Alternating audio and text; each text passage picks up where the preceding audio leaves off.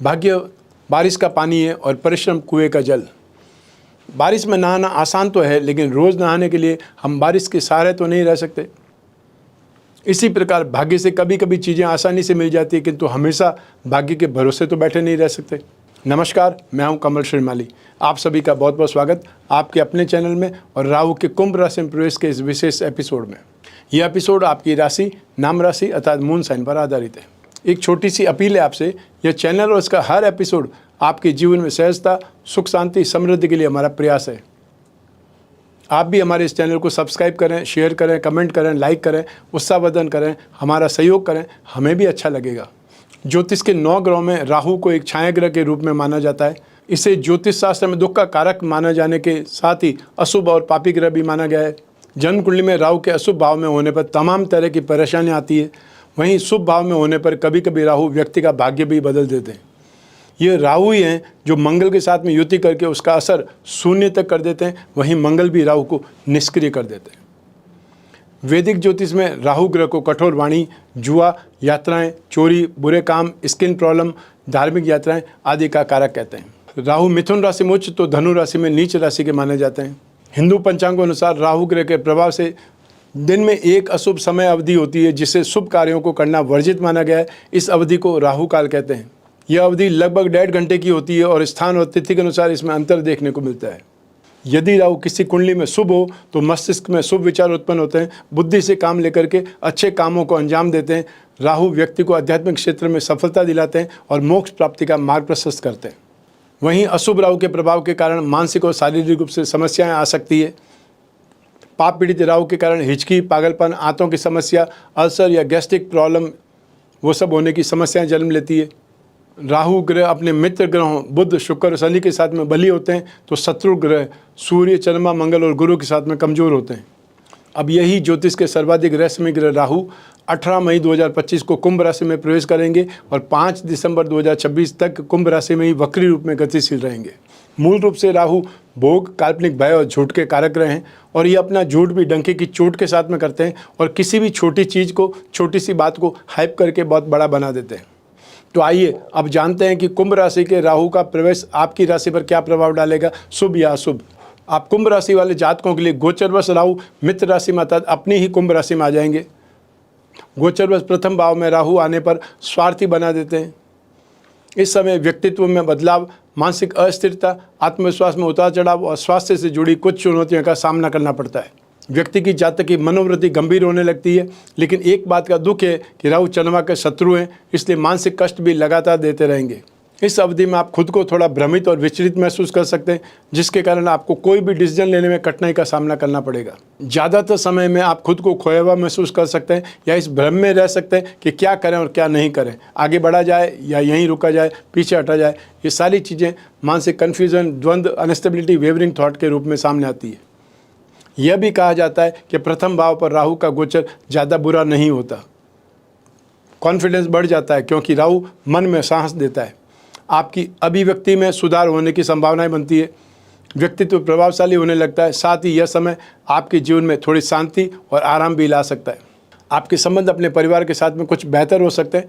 साथ ही इस अवधि में आपका झुकाव कुछ नया शुरू करने या अनोखा करने की ओर हो सकता है। व्यक्तिगत सुख सुविधा के लिहाज से भी यह समय, यह गोचर आपके लिए सामान्य साबित होने वाला है। आइए अब बात करें आपके स्वास्थ्य की कि कुंभ राशि में राहु के गोचर होने से आपके स्वास्थ्य पर क्या प्रभाव पड़ेगा। तो राहु के प्रभाव से दिमागी बीमारी या दुर्बल और अतिकामी हो सकते हैं। मस्तिष्क में नेगेटिव, नीच टाइप के, दुष्ट टाइप के विचार उत्पन्न होते हैं। सिर दर्द, माइग्रेन, नींद की कमी, आँखों से जुड़ी समस्याएँ उत्पन्न हो सकती है। स्किन प्रॉब्लम, नर्वस सिस्टम और ब्लड प्रेशर से जुड़ी दिक्कतों का भी सामना करना पड़ सकता है। अपने विचारों से परेशान और स्वयं भयभीत रहेंगे। आपके सिर में भारीपन, मांसपेशियों में दर्द रह सकता है और वहीं जो ऊपरी प्रभाव है, जादू या टोने टोटके का असर भी हो सकता है। राहु इन सब चीज़ों के लिए जाना जाता है। इस गोचर में व्यक्ति अंतर्मुखी, इंट्रोवर्ट हो जाता है, मन से पीड़ित रहता है, दुखी रहता है और व्यक्ति का धर्म से मन टूट जाता है। विदेश यात्रा भी कष्टदायक हो सकती है। आइए अब बात करते हैं आपके आर्थिक पक्ष की और व्यावसायिक पक्ष की। आप इस गोचर में अधिक खर्चीले हो सकते हैं और फालतू चीज़ों पर अपना पैसा खर्च कर सकते हैं।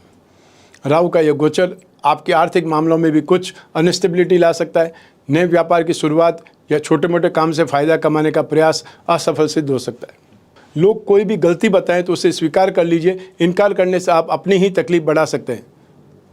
और यदि किसी से पैसा उधार लिया है तो जल्द से जल्द उसे वापस करने का प्रयास करें। आर्थिक स्थिति में उतार चढ़ाव तनाव का कारण बन करके उभर सकता है।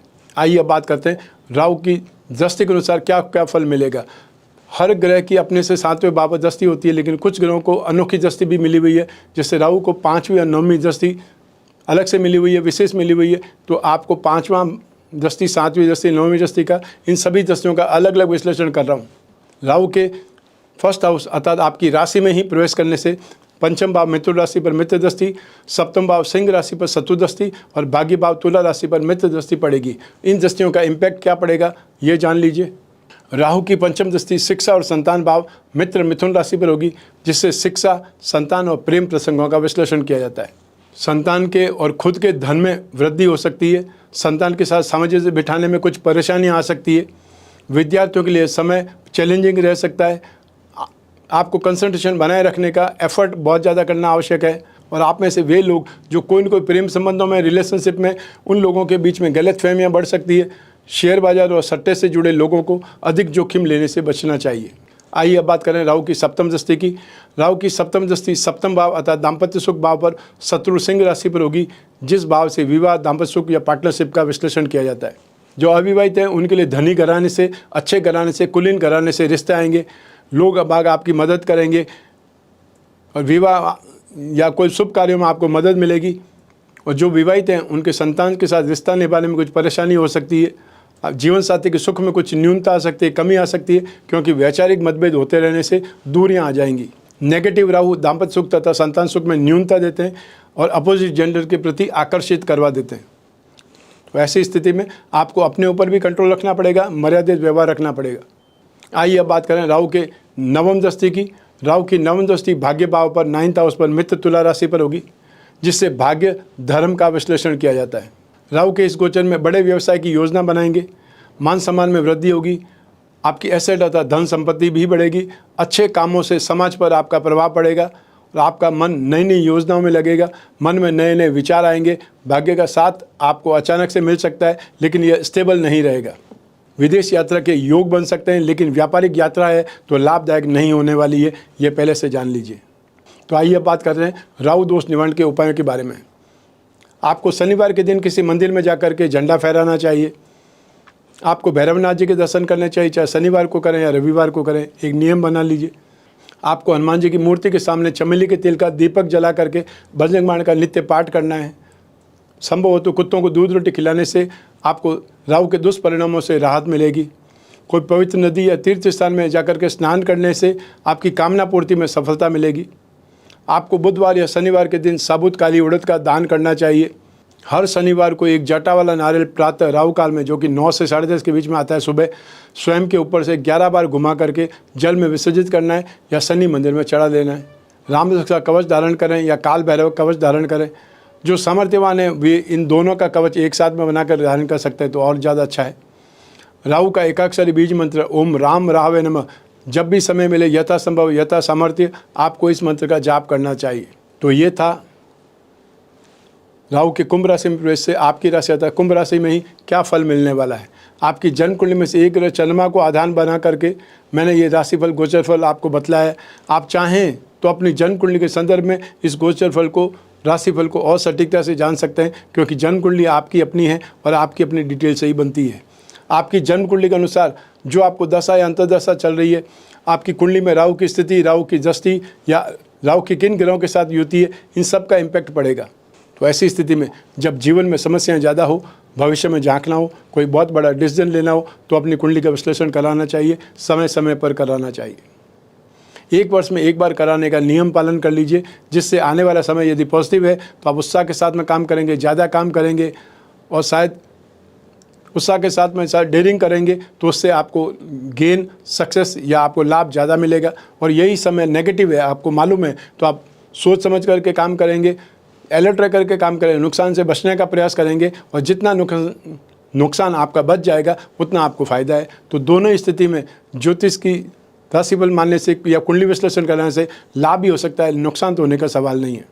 आप कोई भी कंट्री में रहते हो, कोई भी शहर में रहते हो, अपने घर बैठे हुए, अपने ऑफिस में बैठे हुए अपनी कुंडली का विश्लेषण करा सकते हैं। आपको सिर्फ और सिर्फ एक ही काम करना है, स्क्रीन पर दिए हुए नंबर पर संपर्क करके अपॉइंटमेंट फिक्स करना है। चाहे वो टेलीफोनिक कंसल्टेंसी हो या वीडियो कॉन्फ्रेंसिंग के माध्यम से हो सकता है, और या फिर व्हाट्सअप नंबर है, उस पर आप मैसेज ड्रॉप कर लें तो हमारे टीम मेंबर्स आपसे संपर्क करेंगे, अपॉइंटमेंट भी देंगे और साथ ही साथ बात कराने तक जिम्मेदार बने रहेंगे। आप और मैं ही बात करेंगे, बीच में तीसरा कोई भी नहीं होगा। तो ऐसी स्थिति में आप अपने सारे प्रश्नों के उत्तर प्राप्त कर सकते हैं, जो चाहें उस पर डिस्कस कर सकते हैं। आपको अपॉइंटमेंट से पहले जो भी प्रश्न है वो एक पेज पर लिख लें, ताकि कोई पॉइंट आपका छूटे नहीं। मैं कामना करता हूं कि आप स्वस्थ रहें, प्रसन्न रहें, सुरक्षित रहें। अपना और अपने परिवार का बहुत बहुत ख्याल रखें। आप सभी को मेरा नमस्कार, बहुत बहुत शुभकामनाएं। ईश्वर आपकी रक्षा करे। धन्यवाद।